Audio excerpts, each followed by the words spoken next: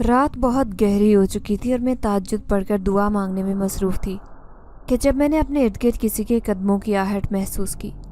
غور کرنے پر میں نے محسوس کیا کہ کوئی تو ہے جو میری عبادت میں خلل پیدا کرنے کی کوشش کر رہا ہے۔ کیونکہ میں جائے نماز پر بیٹھی اپنی عبادت میں مصروف تھی، اسی لیے میں نے اپنے ارد گرد ہوتی ہوئی کسی بھی حرکت کو سر پر سوار نہیں کیا۔ میں سوائے اپنے رب کے کسی سے نہیں ڈرتی تھی۔ مجھ میں اتنا حوصلہ تھا کہ میں تنہا اکیلے ان حالات کا سامنا کر سکتی تھی۔ ایسا پہلی دفعہ نہیں ہوا تھا، یہ میرے ساتھ کئی دفعہ ہو چکا تھا۔ میں نے کئی دفعہ ان حالات کا اکیلے سامنا کیا تھا۔ سب مجھے کہا کرتے تھے کہ میں ضرورت سے زیادہ پڑھائی کرتی ہوں، جس وجہ سے مجھے اپنے ارد گرد ایسی حرکتیں ہوتی محسوس ہوتی ہیں۔ سب کہتے تھے کہ جوانی میں زیادہ عبادت گزار بندہ خوفزدہ رہنے لگتا ہے، مگر میرا یہ ماننا تھا کہ جوانی کی عبادت ہی ایسی ہوتی ہے جو ہمارے رب کو سب سے زیادہ پسند آتی ہے، اور کسی کی باتوں میں آ کر اپنی پڑھائی نہیں چھوڑتی تھی۔ میری ہر نماز کے ساتھ میرا کوئی نہ کوئی وظیفہ ضرور ہوتا۔ میں سب کے لیے دعا گو رہتی اور سب کے لیے کوئی نہ کوئی وظیفہ کرتی ہی رہتی۔ کئی دفعہ مجھے امام صاحب نے بھی منع کیا تھا کہ بے جا وظائف کرنے سے بھی موکل حاضر ہو جاتے ہیں، اس لیے اتنا مت پڑھا کرو کہ تمہاری اتنی پڑھائی کرنے کی وجہ سے کسی دن تمہیں مشکل کا سامنا نہ کرنا پڑ جائے۔ مگر مجھ پر تو کسی کی باتوں کا اثر نہیں ہوتا تھا۔ میں جو دل میں آتا وہی کرتی۔ میں اپنی مرضی کی خود مالک تھی۔ میری عمر گزرتی جا رہی تھی مگر میرا رشتہ نہیں ہو رہا تھا۔ رشتہ نہ ہونے کی وجہ بھی یہی بتائی جاتی کہ میں ضرورت سے زیادہ وظائف کرتی ہوں، اس وجہ سے کچھ اثرات ہیں جو میری شادی نہیں ہونے دیتے۔ میں لوگوں کی باتیں سن سن کر تنگ آ چکی تھی۔ میرے گھر والے بھی مجھے ہر وقت باتیں سناتے رہتے۔ میں بہت پریشان رہنے لگی۔ میری ہم عمر لڑکیاں دو دو بچوں کی مائیں بن چکی تھی، لیکن میرا بھی دور دور تک رشتے کا کوئی سبب نہیں بنا تھا۔ میری ماں میری شادی کو لے کر بہت پریشان رہتی۔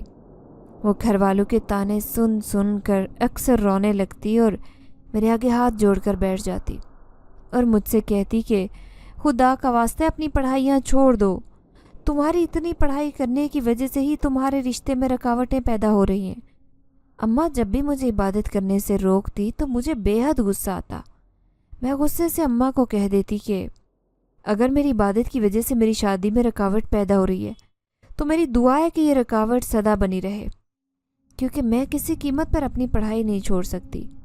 مجھے اپنے ان وظائف سے دلی لگاؤ ہے اور میں یہ وظائف بالکل نہیں چھوڑوں گی، چاہے اس کے لیے مجھے ساری زندگی کنوارا ہی کیوں نہ بیٹھنا پڑے۔ میرا اس قدر اپنی عبادت کو لے کر جنونی ہونا خطرے سے خالی نہیں تھا۔ اماں بہت سے پیر بابو کے پاس بھی مجھے لے کر جاتی، وہ بھی یہی کہتے کہ غیر شادی شدہ بیٹی کو اتنے زیادہ وظائف کرنے کی اجازت نہیں ہوتی، اور پھر بھی آپ کی بیٹی یہ سب ایسے وظائف کر رہی ہے جو اس نے کتابوں سے پڑھے، اس نے کسی عالم کی اجازت نہیں لی۔ یہی وجہ ہے کہ اس کی شادی میں رکاوٹ ان بے جا وظائف کی وجہ سے آ رہی ہے۔ اماں جب کسی کی ایسی بات سنتی تو پھوٹ پھوٹ کر رونے لگتی اور مجھے سمجھانے کی کوشش کرتی، لیکن اماں کی ساری کوششیں ناکام رہتی۔ جب میں ان کی کوئی بات نہیں مانتی، میری عمر گزرتی جا رہی تھی۔ اماں کی پریشانی میری عمر کے بڑھنے کے ساتھ ساتھ بڑھتی ہی جا رہی تھی۔ پھر ایک دن میں نے اس بات کو محسوس کیا کہ میرے گھر والے آج تک مجھے جو سمجھاتے آئے ہیں وہ بالکل ٹھیک کہتے ہیں۔ میرے بیجا وظائف کی وجہ سے میرے رشتے میں بہت سارے مسائل آ رہے تھے۔ میرے ارد گرد میرے جاننے والے سب میرا مذاق اڑاتے، سب مجھے کہتے کہ تم نے اتنے وظائف کر کر کے بہت سے موکل اکٹھے کر رکھے ہیں، تم اپنے کسی موکل سے ہی کہو کہ تم سے نکاح کر لے، کیونکہ اب کوئی انسان تو تم سے نکاح کرنے سے رہا، کیونکہ تمہاری شادی کی عمر گزر چکی ہے۔ سب سہیلیاں عزیز و اقارب میرا مذاق اڑاتے دکھائی دیتے۔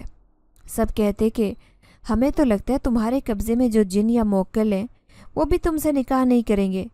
مجھے سب کی باتوں سے بہت دکھ ہوتا تھا۔ یہ سب لوگ میری دل آزاری کرتے تھے۔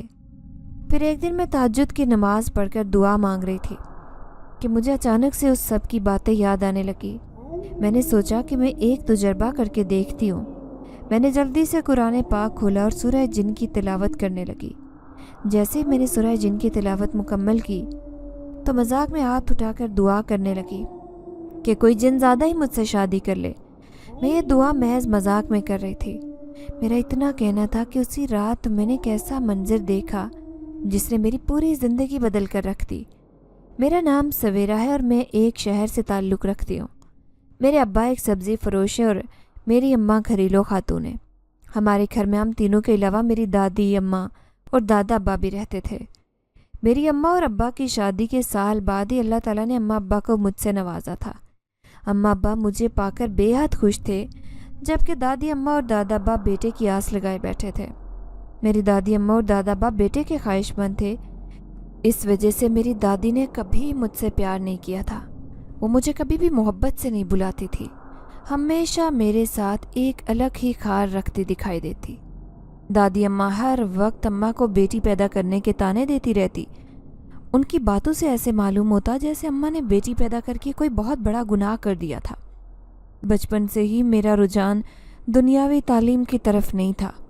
میں بچپن سے ہی دینی اور روحانی تعلیم میں دلچسپی رکھتی تھی۔ مجھے قرآن پاک پڑھنے کا بے حد شوق تھا۔ میں نے 2.5 سال کی عمر میں ہی 6 کلمے اور کچھ چھوٹی چھوٹی آیات یاد کر لی تھی۔ میرے اس جنونی شوق کی وجہ سے میرے اندر بہت سی تبدیلیاں رونما ہوئی تھی۔ 7 سال کی عمر میں 5 وقت کی نماز باقاعدگی سے ادا کرنے لگی تھی۔ میرے اماں اور ابا میری اس عادت سے بے حد خوش تھے۔ اماں اور ابا چاہتے تھے کہ میں اسکول بھی جاؤں اور دنیاوی تعلیم بھی حاصل کروں، لیکن میں بچپن سے ہی دینی اور روحانی تعلیم حاصل کرنے کی خواہش مند تھی۔ اسی لیے میں نے اماں ابا سے صاف کہہ دیا کہ میں دنیاوی تعلیم حاصل نہیں کروں گی۔ دینی اور روحانی تعلیم حاصل کرنے کے ساتھ میں بہت شوق، چنچل اور چلبلی سی لڑکی تھی۔ اپنے وقت میں بہت ہی خوبصورت اور حسین مانی جاتی تھی۔ بچپن سے ہی میں بے حد شرارتی تھی۔ اپنی شرارتوں کی وجہ سے میرے گلی محلے والے سب مجھ سے تنگ آ جاتے۔ وقت کے ساتھ ساتھ میں سنجیدہ ہونے لگی تھی۔ میری شرارتیں پہلے سے کم ہونے لگی۔ میرا دل قرآن پاک اور نماز سے جڑ چکا تھا۔ یہی وجہ تھی کہ میں پہلے کی طرح شوق چنچل نہیں رہی تھی۔ میری 1-2 ہی سہیلیاں تھیں جن کے گھر میں میرا آنا جانا بھی تھا۔ میری سہیلیوں کے گھر والے مجھے بہت پسند کرتے تھے اور ہمیشہ میری دینی تعلیم کو لے کر میری حوصلہ افزائی کرتے نظر آتے۔ وہ اپنی اپنی بیٹیوں کو کہا کرتے کہ سویرا کی طرح جینا سیکھو، کیونکہ مرنے کے بعد دنیا کی تعلیم کام نہیں آنی۔ مرنے کے بعد دینی تعلیم کے بارے میں پوچھا جائے گا اور سب سے پہلا سوال نماز کے بارے میں ہی پوچھا جائے گا۔ مجھے 5 وقت کی نماز ادا کرتے دیکھ کر سب اپنی بیٹیوں کو یہی نصیحت کرتے۔ میں اپنے اماں ابا کے علاوہ بہت سے لوگوں کی لاڈلی تھی۔ میرے بعد اللہ نے اماں ابا کو اور اولاد سے نہیں نوازا تھا، اور یہی وجہ میری دادی اماں کی ناراضگی کے لیے کافی تھی، کیونکہ وہ ہر وقت اماں کو میرے ہی تانے دیتی رہتی۔ وہ مجھے بالکل پسند نہیں کرتی تھی۔ دادی اماں ابا سے اکثر کہتی کہ تم دوسری شادی کر لو، مجھے پوتا چاہیے تھا، اور تمہاری بیوی کم بخت ماری مجھے پوتی دے کر میرے سر پر بڑا احسان چڑھا گئی۔ اماں جب دادی اماں کو ایسا کہتے سنتی تو وہ بہت زیادہ پریشان ہو جاتی۔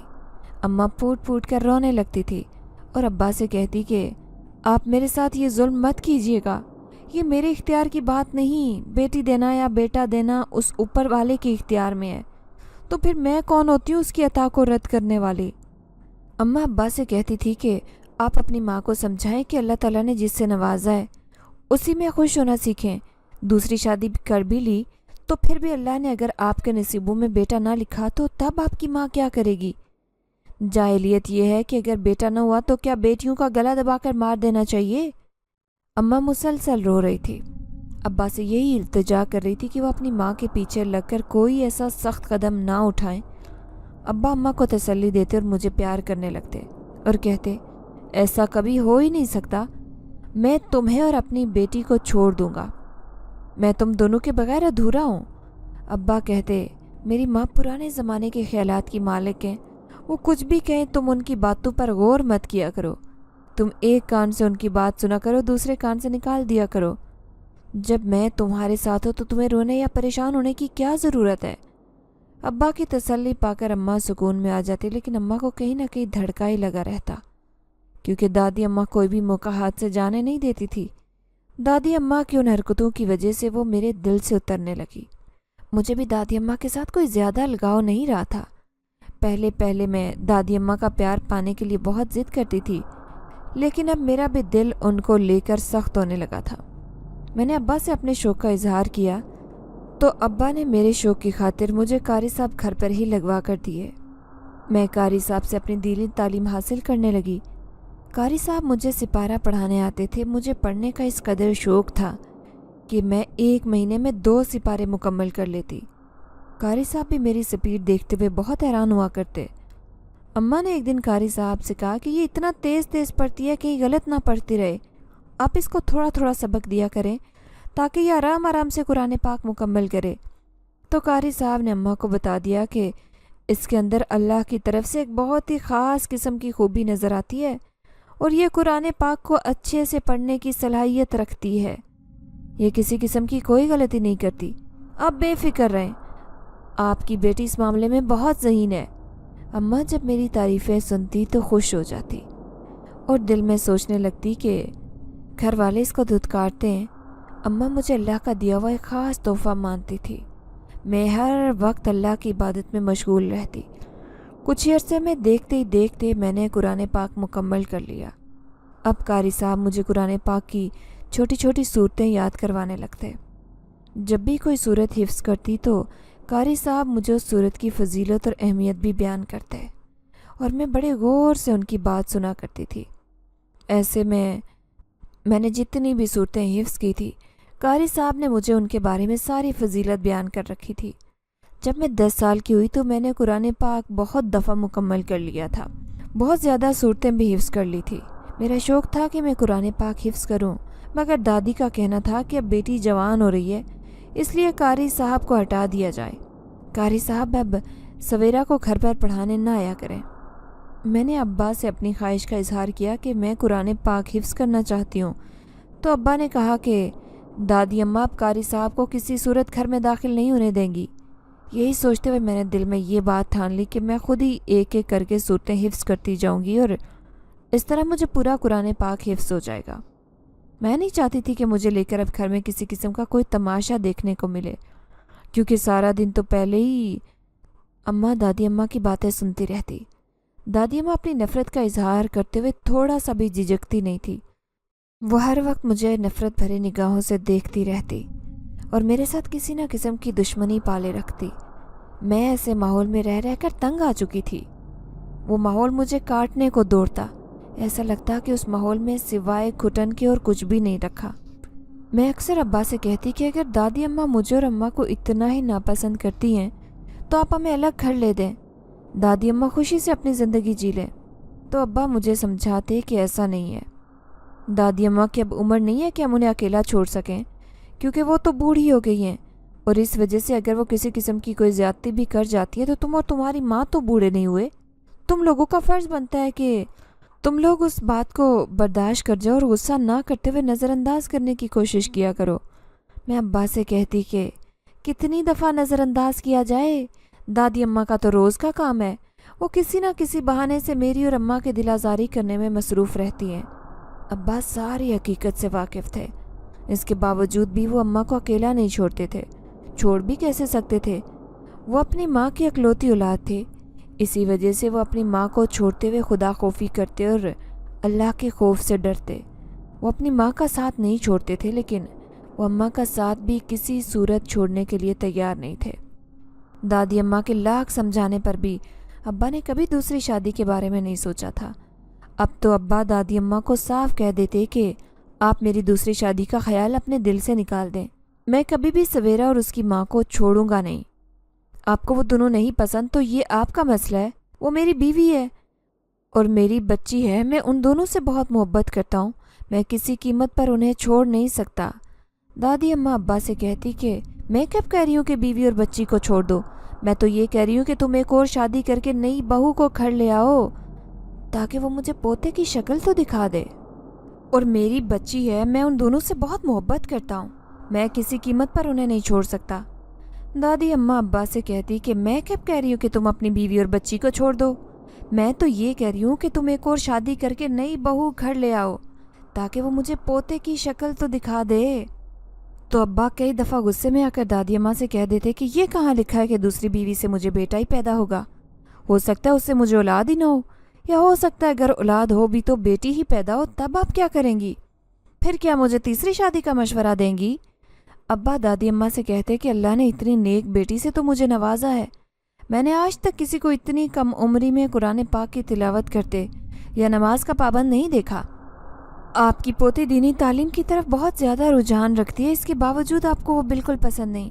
میری تو سمجھ میں نہیں آتا آخر آپ اس سے اتنی نفرت کیوں کرتی ہیں۔ اس کے آگے دادی اماں کے پاس دینے کے لیے کوئی جواب نہ ہوتا۔ پھر دادی اماں خاموش ہو جاتی اور اس طرح کچھ دن کے لیے ہمارے گھر سے لڑائی ٹل جایا کرتی۔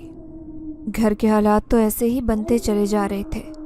میں اپنے شوق کو پورا کرتے ہوئے قرآن پاک کی کئی صورتیں حفظ کر چکی تھی۔ مجھے ان سب صورتوں میں سب سے زیادہ سورہ جن پسند تھی۔ میرا رجحان سورہ جن کی طرف بہت زیادہ تھا۔ میں جیسے جیسے بڑی ہو رہی تھی ویسے ویسے بہت زیادہ وظائف کرنے لگی تھی۔ مجھے کوئی بھی وظیفہ کسی جگہ پر نظر آتا تو میں وہ وظیفہ کرنے لگ جاتی۔ میرے محلے کے بہت سارے لوگ مجھے دعا کے لیے کہا کرتے۔ میں سب کی مشکلیں دور کرنے کے لیے بہت سارے وظائف کرنے کی عادی ہو چکی تھی۔ مجھ سے کوئی بھی اپنی پریشانی شیئر کرتا تو میں فوراً اس کی مشکل آسان کرنے کے لیے وظیفہ شروع کر دیتی۔ میری اس عادت سے میرے گھر والے بہت تنگ تھے، خاص کر میری دادی اماں ہر وقت مجھے روکتی ٹوکتی نظر آتی۔ وہ اماں سے کہتی کہ ایک تو تم نے بیٹی پیدا کی، دوسرا بیٹی کا دماغ اتنا خراب کر رکھا ہے، وہ اتنی سی عمر میں وزنی وظائف کرتی پھرتی ہے۔ بھلا بندہ پوچھے کیا غیر شادی شدہ لڑکیاں ایسے کام کرتی ہیں؟ کیا تمہیں نہیں معلوم کہ ایک وظیفے کے ساتھ ایک موکل ہوتا ہے؟ اور تمہاری جوان بیٹی جو کہ غیر شادی شدہ ہے وہ اتنے زیادہ وظائف کرتی ہے، تمہیں اسے روکنا چاہیے۔ میری وجہ سے میری اماں کی ہر روز شامت آئی رہتی۔ میری دادی اماں نے میری اماں کا جینا محال کر رکھا تھا، لیکن مجھے اپنی پڑھائی سے اس قدر لگاؤ ہو گیا تھا کہ میں اب کسی کے کہنے سے بھی اپنی پڑھائی نہیں چھوڑتی تھی۔ میں اپنے وظائف جیسے روٹین میں کرتی تھی ان میں تھوڑا سا بھی خلل برداشت نہیں کرتی تھی، لیکن دادی اماں مسلسل میری روحانی پڑھائی کے بیچ میں کوئی نہ کوئی مسئلہ پیدا کرتی نظر آتی۔ میری وجہ سے میری ماں کو بھی بہت ساری مشکلوں کا سامنا کرنا پڑتا۔ ایک صبح اماں رو رو کر میرے آگے ہاتھ جوڑ کر بیٹھ گئی اور مجھ سے کہنے لگی، خدا کے لیے یہ سب چھوڑ دو۔ تمہاری پیدائش کی وجہ سے مجھے کم باتیں سننے کو ملی ہیں، جب تمہاری ایسی حرکتوں سے تمہاری دادی اماں کی مزید تنقید کا نشانہ بنوں۔ کب تک یہ سب کچھ برداشت کرتی رہوں گی؟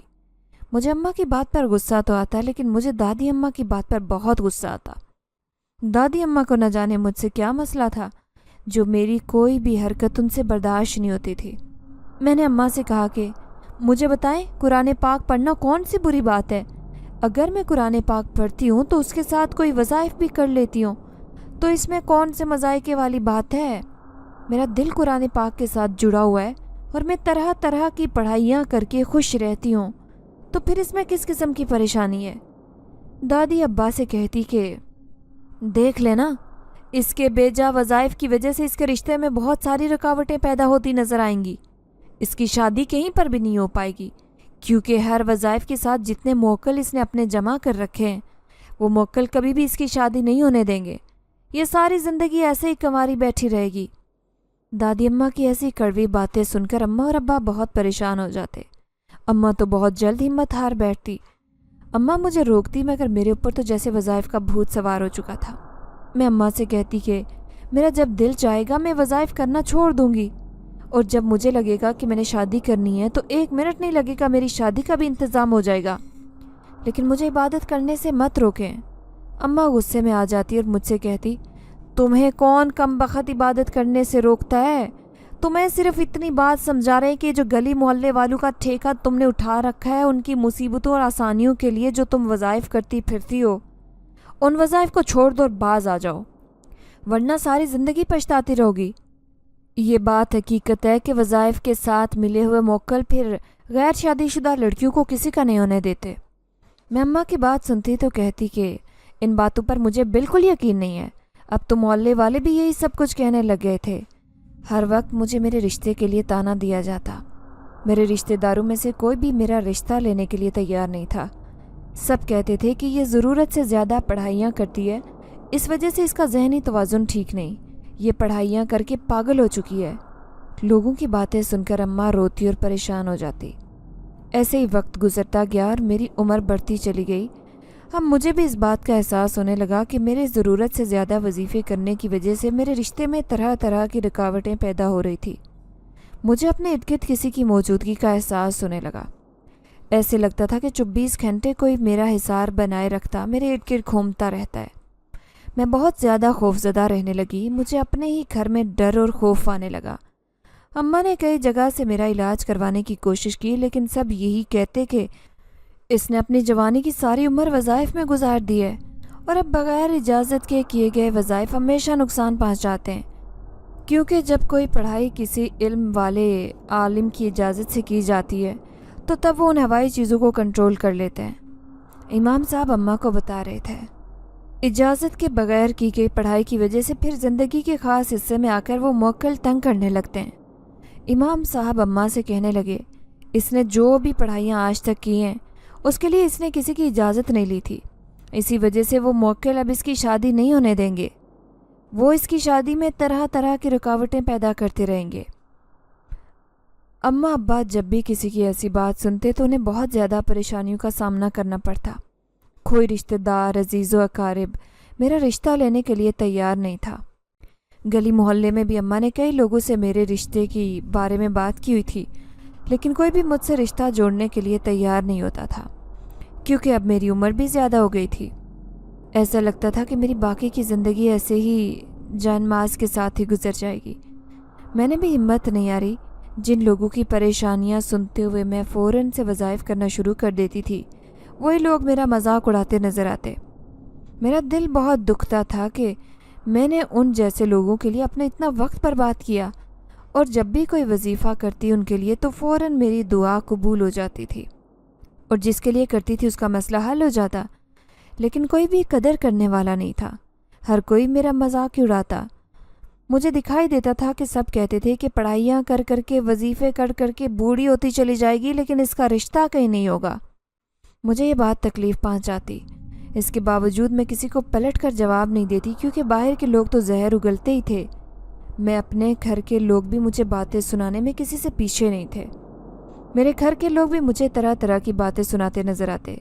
دادی اماں ہر وقت مجھ پر تنقید کرتی رہتی۔ اب تو میں نے اپنے دل سے شادی کا خیال ہی نکال دیا تھا۔ مجھے اکیلے کمرے میں رہنا زیادہ اچھا لگتا تھا۔ اب میں اس سب سے الگ تھلگ رہنے لگی۔ کسی کے بیچ بیٹھ کر ہنسی مذاق کرنا مجھے بہت برا لگتا۔ میں بالکل اکیلا پن چاہتی تھی۔ میری اس عادت سے اماں مجھے اکثر ڈانٹ دیا کرتی اور کہتی کہ پہلے تمہاری عادتوں کی وجہ سے کم پریشانی اور ذلت کا سامنا کرنا پڑ رہا ہے، جب یہ کسر رہ گئی تھی وہ پوری کرنے لگی ہو۔ تمہاری دادی اماں کئی دن تمہاری شکل نہیں دیکھتی، وہ طرح طرح کی باتیں سناتی ہیں۔ تم کمرے سے نکلا کرو، انہیں سلام دعا کیا کرو، ان کا حال احوال پوچھا کرو۔ میرے لیے بھی کوئی آسانی کا راستہ بنا دو، کہ تم نے بھی قسم کھا رکھی ہے کہ میرے راستے میں ہمیشہ کانٹے ہی بونے۔ میں اماں کی بات سنتی تو رو پڑتی اور اماں سے کہتی کہ میری پیدائش سے لے کر آج تک آپ کو باتیں ہی سننی پڑی ہیں، اس میں میرا کیا قصور ہے؟ کہ اللہ نے مجھے بیٹی بنا کر آپ کے گھر میں بھیجا؟ میں نے تھوڑی کہا تھا کہ اللہ مجھے بیٹی بنا کر آپ کے پاس بھیج دے۔ آپ بھی ایسی باتیں کر کے میری دل آزاری کرتی ہیں۔ اماں مجھے فوراً اپنے ساتھ لگا لیتی اور کہتی کہ ایسی بات نہیں ہے، آج تمہارے اماں اور ابا زندہ ہیں تو تمہاری فکر کر رہے ہیں، کل کو ہم لوگوں نے بھی آنکھ بند کر لی تو سوچو تمہارا کیا ہوگا؟ کبھی تم نے سوچا ہے کہ اس دنیا میں اکیلی رہ جاؤ گی؟ ابھی ہم یہی بات کر رہے تھے کہ اچانک سے نیچے والے کمرے میں سے چیخنے کی آواز سنائی دی۔ میں اور اماں دوڑتی ہوئی نیچے گئی تو آواز دادی کے کمرے سے آ رہی تھی۔ جیسے ہی دادی اماں کے کمرے میں جا کر دیکھا تو دادا ابا زمین پر الٹے گرے ہوئے تھے اور دادی اماں اونچی اونچی چیخیں مار کر رو رہی تھی۔ جیسے ہی دادا ابا کو سیدھا کر کے بستر پر لٹایا اور ابا نے ڈاکٹر کو بلایا تو معلوم ہوا کہ دادا ابا اب اس دنیا میں نہیں رہے۔ دادا ابا اپنی اچھی زندگی گزار کر اس دنیا سے جا چکے تھے، لیکن دادی اماں کو دادا ابا کے جانے کا بے حد دکھ تھا۔ دکھ تو ابا کو بھی بہت تھا، کیونکہ ابا اپنے باپ سے بہت زیادہ محبت اور الفت رکھتے تھے۔ دادا ابا کے جانے کے بعد دادی اماں کچھ ٹوٹ چکی تھی۔ دادی اماں ہر وقت دادا ابا کو یاد کر کے روتی رہتی اور کہتی کہ جیسے چلتے پھرتے میرا شوہر اس دنیا سے گیا ہے، انہیں کسی کی محتاجی نہیں ملی، اللہ مجھے ایسے ہی چلتے پھرتے اپنے پاس بلا لے، میں بھی کسی کا محتاج نہیں ہونا چاہتی۔ دادی اماں کی بے انتہا دعائیں تھیں کہ وہ چلتے پھرتے ہی اس دنیا سے رخصت ہو جائیں، لیکن اللہ کو کچھ اور ہی منظور تھا۔ دادی اماں کا ایک دن اچانک واش روم میں گرنے کی وجہ سے کوہلے کی ہڈی ٹوٹ گئی اور دادی اماں چارپائی پر آ گئی۔ اب دادی کی خدمت کرنے کے لیے میرے اور اماں کے علاوہ اور کوئی نہیں تھا۔ میں سارا دن دادی کی خدمت کرتی اور ساری رات دادی کے پاس بیٹھ کر عبادت میں مصروف رہتی۔ دادی مجھے پڑھتے دیکھتی تو بے حد خوش ہوتی۔ اب دادی کا رویہ میرے ساتھ بالکل تبدیل ہو گیا تھا۔ دادی اماں کو اس بات کا احساس ہوا کہ اگر میرے پاس پوتا ہوتا تو وہ کبھی میرے پاس بیٹھنا بھی گوارا نہ کرتا، تو میں کیا کر لیتی؟ یہ میری پوتی ہے جو میرا اتنا خیال رکھتی ہے، میرے کپڑے بدلتی ہے، مجھے واش روم تک لے جاتی ہے۔ دادی اماں مجھ سے بہت محبت کرنے لگی تھی۔ وہ میری ہر بات پر مجھے شاباش دیتی۔ اکثر دادی اماں میرے پاس بیٹھا کرتی تو مجھے کہتی کہ تم نے وظائف کرنے چھوڑ دیے ہیں؟ تو میں دادی اماں کو کہتی کہ جی، آپ سب نے کہہ کر میری تمام پڑھائیاں چھڑوا دی ہیں، ورنہ میں تو بے انتہا پڑھائیاں کیا کرتی تھی۔ دادی اماں مجھے پیار سے سمجھاتی کہ دیکھو بیٹا، جب انسان کوئی کام کرتا ہے تو اس کے لیے احسار ضروری ہوتا ہے، اور یہ سب کام کسی عالم کی اجازت کے بغیر تو کرتی آ رہی تھی۔ یہی وجہ ہے کہ ہوائی چیزیں تمہارا رشتہ کہیں نہیں ہونے دیتی، اسی وجہ سے تمہاری عمر بھی گزرتی جا رہی ہے۔ مجھے اس بات کی بہت پریشانی ہوتی ہے۔ میں چاہتی ہوں کہ میری زندگی میں تمہارا گھر بس جائے اور میں تمہاری خوشی دیکھ سکوں۔ میں ہر وقت دادی اماں کے ساتھ مذاق کر کے انہیں ہنساتی رہتی کہ میں دادی اماں سے کہتی تھی کوئی بات نہیں، اگر مجھ سے کوئی شادی نہیں کرے گا تو میں کسی جن سے ہی شادی کر لوں گی، جن تو میں نے بہت زیادہ اکٹھے کر رکھے ہیں۔ دادی اماں کبھی کبھی تو ڈر جاتی اور کبھی مسکرا دیتی۔ دادی اماں کہتی کہ جن بھی تم سے شادی نہیں کرے گا۔ میں نے دادی اماں سے کہا کہ اب اس بات کو چھوڑ دیں، میں اپنی شادی کرنے پر آئی تو جن کو رضامند کر لوں گی، اور میں کہکا لگا کر ہنسنے لگتی۔ میری سہیلیاں بھی میرا مذاق اڑانے لگی۔ میری سہیلیاں بھی اب 2 بچوں کی ماں بن چکی تھی۔ وہ بھی مجھے کہتی کہ اب تم کسی جن کے ساتھ ہی شادی کر لو، کیونکہ انسان تو تم سے شادی کرنے سے رہا۔ میں سب کی باتیں سنتی رہتی۔ پھر ایک دن مجھے ایک شرارت سوجی۔ میں نے ایک تجربہ کرنے کی نیت سے سورہ جن کھولی اور اس کی تلاوت کرنے لگی۔ میں سورہ جن کی تلاوت کر رہی تھی اور دل میں یہ دعا کر رہی تھی کہ کوئی انسان تو مجھ سے شادی کرے گا نہیں، کاش کوئی جن ہی مجھ سے شادی کر لے۔ میں نے سورہ جن کی تلاوت کی اور مذاق میں کہنے لگی کہ کوئی جن زیادہ ہی مجھ سے شادی کر لے۔ میرا اتنا کہنا تھا کہ اسی رات میں نے ایک ایسا منظر دیکھا جس نے میری پوری زندگی کو بدل کر رکھ دیا۔ میں نے دیکھا کہ جس کمرے میں میں سورہ جن کی تلاوت کر رہی تھی، اس کمرے میں اچانک سے اندھیرا ہو گیا۔ سورہ جن پڑھنے کے بعد جب میں نے دعا کی تو پورا کمرہ تاریکی میں ڈوب گیا۔ اچانک سے پورے گھر کی لائٹ چلی گئی۔ میں ذرا برابر بھی گھبرا نہیں رہی تھی۔ میرے دیکھتے ہی دیکھتے کچھ دیر میں کمرے کے ایک کونے سے تیز روشنی دکھائی دی۔ وہ روشنی زمین سے چھت کی طرف پھیلنے لگی۔ دیکھتے ہی دیکھتے وہ روشنی ایک گول دائرے کی شکل میں پورے کمرے میں گول گول چکر کاٹنے لگی۔ میں کبھی گھبراتی نہیں تھی، لیکن آج یہ منظر دیکھ کر میں بہت زیادہ خوفزدہ ہو گئی۔ روشنی دیکھتے دیکھتے پورے کمرے میں پھیلنے لگی۔ اب اس روشنی کی وجہ سے پورے کمرے میں اجالا ہو گیا، اور روشنی اتنی تیز تھی کہ میں اپنی آنکھیں نہیں کھول پا رہی تھی کہ میں اپنی آنکھیں کھولوں، لیکن روشنی کی چمک اتنی تیز تھی کہ میری آنکھیں بند ہی ہوتی جا رہی تھی۔ تبھی اچانک سے روشنی مدھم ہونے لگی اور میں نے کوشش کرتے ہوئے اپنی آنکھوں کو کھولا۔ جیسے ہی میں نے آنکھوں کو کھولا تو میں نے اپنے سامنے بہت خوبصورت نوجوان لڑکے کو پایا جو میری طرف دیکھ کر مسکرا رہا تھا۔ میں اسے دیکھ کر بہت زیادہ گھبرا گئی۔ خوف کے مارے میری ٹانگیں کانپنے لگی، میرا پورا جسم بے جان ہو گیا۔ ایسا لگ رہا تھا جیسے کسی نے میرا دل مٹھی میں لے لیا ہو۔ میرے دل کی دھڑکن بہت تیز ہو گئی۔ مجھے سمجھ نہیں آ رہا تھا کہ میں کیا کروں۔ جیسے ہی کمرے سے نکلنے کی کوشش کی تو اس لڑکے نے میرا ہاتھ پکڑا اور میرا ہاتھ پکڑتے ہوئے مجھے کہنے لگا، تمہارے کہنے اور تمہاری پکار پر آیا ہوں، اب تم مجھے چھوڑ کر کہاں جا رہی ہو؟ مجھے کچھ سمجھ نہیں آ رہا تھا کہ یہ لڑکا مجھ سے کیا کہہ رہا ہے۔ میں اتنا تو سمجھ گئی تھی کہ یہ کوئی انسانی مخلوق نہیں ہے، کیونکہ تیز روشنی کے ساتھ نمودار ہونے والا یہ لڑکا انسان نہیں لگتا تھا۔ اس کے اندر سے آتے خوشبو پورے کمرے میں پھیل گئی۔ خوشبو اتنی تیز اور اچھی تھی کہ میں نے کبھی ایسی خوشبو نہیں سونگھی تھی۔ خوف کے مارے میں رونے لگی، مگر مجھے محسوس ہوا کہ مجھ سے رویا بھی نہیں جا رہا تھا۔ میں اس قدر ڈر چکی تھی اور اس ڈر کی وجہ سے میری سانس رکنے لگی۔ میرے حلق سے آواز تک نہیں نکل رہی تھی۔ میری حالت غیر ہوتی جا رہی تھی۔ میں نے زندگی میں کبھی ایسا منظر نہیں دیکھا تھا۔ آج مجھے ایسے لگ رہا تھا کہ سورہ جن کی تلاوت سے میں نے آج کسی سوئی ہوئی طاقت کو جگا دیا تھا۔ آج مجھے میرا یہ مذاق بہت بھاری لگ رہا تھا۔ میں ابھی انہی سوچوں میں گم تھی کہ وہ لڑکا مجھ سے کہنے لگا، دیکھو تم نے مجھے پکارا ہے تو میں آیا ہوں۔ میں گہری نیند سویا ہوا تھا، جیسے ہی تم نے سورہ جن پڑھ کر مجھے بلایا تو مجھے تمہارے پاس آنا پڑا۔ اب بتاؤ میرے لیے کیا حکم ہے؟ میرے منہ سے کچھ بھی الفاظ ادا نہیں ہو رہے تھے، میں بہت زیادہ خوفزدہ تھی۔ تبھی اس نے مجھ سے کہا کہ میں تمہیں کوئی بھی نقصان نہیں پہنچاؤں گا، میں تمہاری مدد کرنے آیا ہوں، بتاؤ تمہاری کیا مدد کر سکتا ہوں۔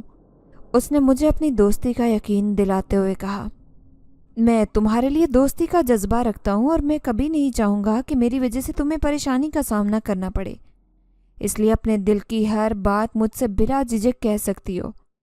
اب مجھے اس کی باتوں پر یقین آنے لگا۔ میں کمرے کے اسی کونے میں خاموشی سے بیٹھ گئی۔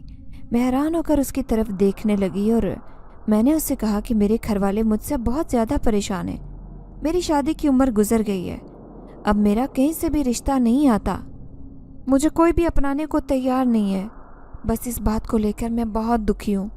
وہ جن زیادہ میری طرف دیکھ کر مسکرانے لگا اور مجھ سے کہنے لگا، اگر تم اجازت دو تو میں اس کام کے لیے تیار ہوں جس کام کے لیے تم نے مجھے بلایا تھا۔ اب مجھے کچھ یاد نہیں تھا کہ میں نے اسے کیوں بلایا تھا۔ مجھے دیکھتے ہوئے وہ جن زاد مجھ سے کہنے لگا کہ میں تم سے شادی کرنے کے لیے تیار ہوں، تم نے مجھے شادی کے لیے تو گہری نیند سے جگایا تھا۔ اس کی بات سن کر میرے رونگٹے کھڑے ہو گئے۔ میں حیران پریشان اس کے منہ کی طرف دیکھنے لگی اور اس سے کہا کہ یہ بھلا کیسے ممکن ہے؟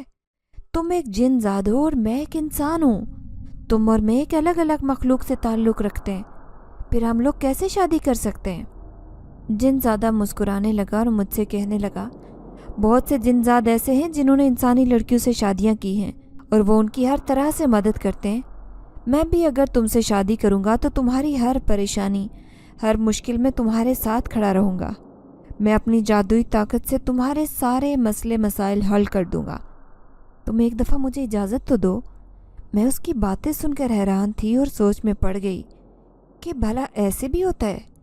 تبھی اس نے مجھ سے کہا، تمہیں جتنا وقت چاہیے تم لے لو، میں تمہیں سوچنے کے لیے ٹائم دیتا ہوں، جب تک تمہارا دل مطمئن نہیں ہو جاتا تب تک ہم ایک اچھے دوست کی طرح میں تمہاری مدد کروں گا۔ میری پریشانی دیکھتے ہوئے رحم نے مجھ سے کہا کہ اگر تم مجھ سے شادی کرنے کے لیے رضامند نہیں ہو تو کوئی مسئلے والی بات نہیں ہے، تمہیں جو بھی لڑکا پسند ہوگا میں تمہاری اس سے شادی کروانے کو تمہاری مدد کروں گا، مگر میری ایک شرط ہوگی۔ میں نے لرزتی ہوئی آواز میں رحم سے پوچھا کہ وہ شرط کیا ہے؟ وہ تم بھی بتا دو۔ وہ مجھ سے کہنے لگا کہ تم مجھ سے وعدہ کرو کہ کبھی بھی مجھ سے اپنی دوستی ختم نہیں کرو گی۔ میں نے رحم کی بات غور سے سنی اور اس سے کہا کہ اگر میری شادی کسی انسان سے ہو گئی تو وہ کیسے تمہیں برداشت کرے گا؟ رحم نے مسکراتے ہوئے کہا، وہ تم مجھ پر چھوڑ دو، بس تم اپنی دوستی نبھانا۔ میں اس کی بات سن کر خوش ہو گئی، ایسے لگتا تھا کہ رحم کو خدا نے میرے لیے وسیلہ بنا کر بھیجا تھا۔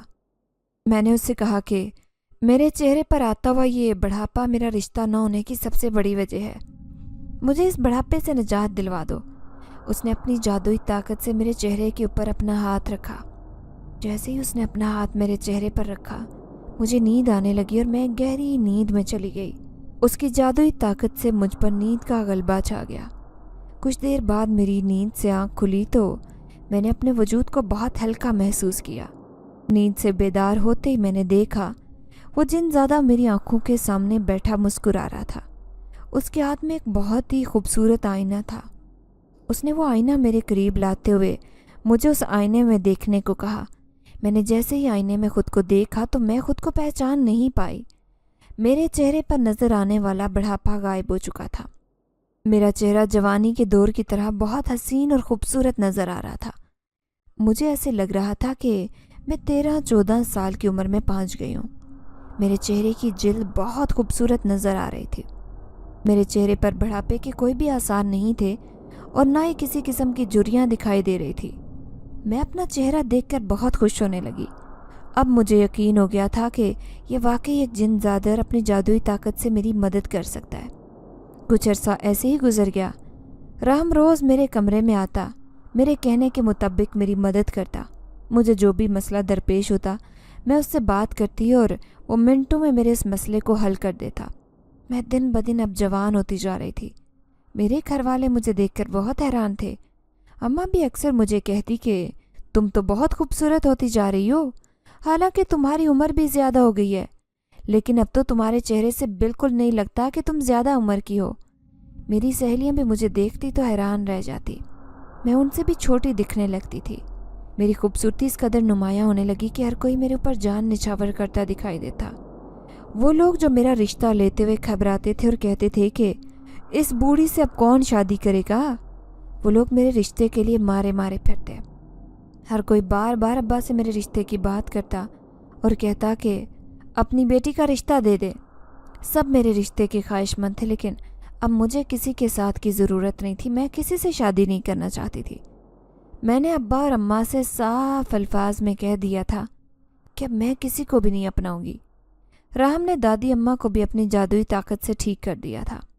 سب حیران تھے کہ اچانک سب معاملات کیسے ٹھیک ہو گئے، یا خود بخود ٹھیک ہوتے جا رہے تھے۔ آج ابا گھر آئے تو ابا کی حالت بہت خراب تھی۔ ابا کی سبزی کی دکان میں آگ لگنے کی وجہ سے سب کاروبار تباہ ہو گیا تھا۔ ابا کا رو رو کر برا حال تھا۔ مجھ سے اپنے باپ کی ایسی حالت دیکھی نہیں جا رہی تھی۔ میں جلدی سے کمرے میں جانے لگی اور وضو کر کے سورہ جن کی تلاوت کرنے لگی۔ راہم کو بلانے کا صرف ایک ہی طریقہ تھا۔ جیسے ہی میں نے سورہ جن کی تلاوت شروع کی تو راہم اچانک سے میرے سامنے کھڑا ہوا۔ میں نے جیسے ہی راہم کو دیکھا تو میں پھوٹ پھوٹ کر رونے لگی۔ راہم مجھے دیکھ کر کہنے لگا، کیا بات ہے، پریشانی بتاؤ، رونے کی ضرورت نہیں ہے، تم اچھی طرح جانتی ہو کہ میں تمہاری آنکھوں میں آنسو برداشت نہیں کر سکتا۔ تبھی میں نے راہم کو ابا کے کاروبار اور ان کی طبیعت کے بارے میں بتایا۔ میری بات سنتے ہی وہ غائب ہو گیا۔ کچھ دیر بعد ابا کی طبیعت سنبھلنے لگی۔ میں سمجھ گئی کہ یہ سب کچھ راہم کر رہا ہے۔ وہ اپنی جادوئی طاقت سے ابا کا خیال رکھ رہا تھا۔ کچھ دن گزرے تو ابا کی حالت میں سدھار آنے لگا۔ میں ابا کی حالت دیکھتے ہوئے خوش ہونے لگی۔ مجھے راہم پر بہت پیار آ رہا تھا۔ راہم کے مجھ پر بہت احسانات تھے۔ ان میں سے ایک احسان یہ بھی تھا کہ اس نے میرے بیمار باپ کی خدمت کر کے اسے صحت یاب کر دیا تھا۔ میں اس کا کوئی احسان جھٹلا نہیں سکتی تھی۔ آج راہم مجھ سے ملنے والا تھا اور میں نے سوچ رکھا تھا کہ آج میں راہم سے اپنی اور اس کی شادی کی بات کروں گی۔ گھر کے حالات بہت خراب ہو چکے تھے۔ ابا کا کاروبار بالکل ٹھپ ہو چکا تھا۔ میں ابا کے کاروبار کو لے کر بہت زیادہ پریشان تھی۔ چھوٹی سی سبزی کی دکان تھی جس کی وجہ سے ہمارے گھر میں 2 وقت کا کھانا پکتا تھا، وہ بھی جل کر راکھ ہو گئی۔ میں انہی سوچوں میں گم تھی کہ مجھے اپنے ارد گرد تیز روشنی منڈلاتی محسوس ہوئی۔ غور کیا تو راہم میرے سامنے کھڑا تھا۔ میں راہم کو دیکھ کر بہت زیادہ خوش تھی۔ میں نے راہم سے کہا کہ ابا کا کاروبار بالکل ختم ہو گیا ہے، گھر میں فاقوں کی نوبت آ گئی ہے۔ اس نے مجھے تسلی دیتے ہوئے کہا کہ سب ٹھیک ہو جائے گا۔ اتنا کہہ کر وہ جانے لگا۔ جب میں نے اس سے کہا کہ میں تم سے محبت کرنے لگی ہوں اور تم سے شادی کرنا چاہتی ہوں، راہم میری بات سن کر خوش ہو گیا اور کہنے لگا، مجھے اس دن کا بے صبری سے انتظار تھا۔ راہم کی خوشی کی کوئی انتہا نہیں تھی۔ راہم نے جادوئی طاقت کے ذریعے ابا کو کاروبار شروع کروایا۔ راہم ایک بزنس مین بن کر ابا سے ملا۔ راہم نے ابا کو ایک بہت بڑا اسٹور کھول کر دیا جس میں سبزیوں کے علاوہ اور بھی بہت سارا سامان رکھا گیا تھا۔ اب ابا وہ اسٹور چلانے لگے۔ ابا راہم کے ساتھ کام کر کے بے حد خوش تھے۔ گھر کے حالات بھی بدلنے لگے۔ ہر طرف خوشی کا سامان تھا۔ ابا ہر وقت راہم کی تعریفیں کرتے رہتے۔ تبھی اماں نے ابا سے کہا کہ اسے کبھی گھر بھی بلائیں، ہم لوگ بھی اس سے ملنا چاہتے ہیں۔ ہم بھی تو دیکھیں جس نے آپ کو باپ کا درجہ دیا ہے اور جو آپ کے لیے اتنا سب کچھ کر رہا ہے وہ دکھنے میں کیسا ہے؟ ابا کو یہ بات سن کر بہت خوشی ہوئی۔ ابا نے کہا کہ کیوں نہیں، میں اسے کل ہی اپنے ساتھ لے آؤں گا۔ اب مجھے صبح ہونے کا انتظار تھا کیونکہ صبح سب کے سامنے میں راہم سے ملنے والی تھی۔ صبح ہوئی تو ابا کام پر چلے گئے۔ شام کا وقت تھا جب دروازے پر دستک ہوئی تو ابا نے دروازہ کھولا۔ جیسے ہی اماں نے دروازہ کھولا تو ابا گھر کے اندر داخل ہونے لگے۔ ابا کے پیچھے پیچھے راہم بھی تھا۔ ابا نے راہم کو آواز دی، اندر آ جاؤ۔ راہم ابا کی آواز سنتے ہی گھر کے اندر داخل ہونے لگا۔ راہم بہت ہی اچھے طریقے سے اماں ابا سے ملا۔ اماں سے اپنے سر پر پیار لیتے ہوئے آگے بڑھنے لگا۔ ابا نے دادی اماں کے ساتھ بھی راہم کا تعارف کروایا۔ دادی اماں بھی بہت اچھے انداز سے اسے ملی تھی۔ सब लोग रहम से मिलकर बहुत खुश थे।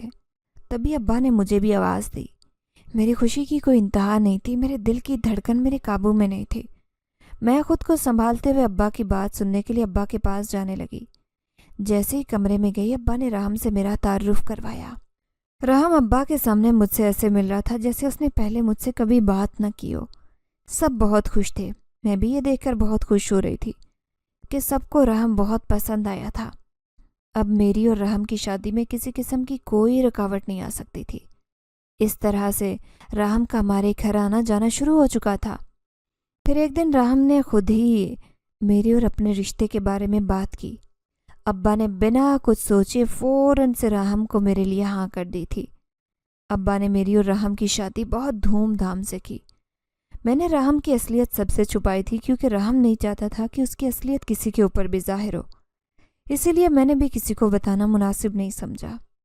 आज मैं और रहम एक दूसरे के साथ बहुत अच्छी और खुशगवार ज़िंदगी गुजार रहे हैं और अल्लाह ने मुझे एक चांद सा बेटा अता किया है।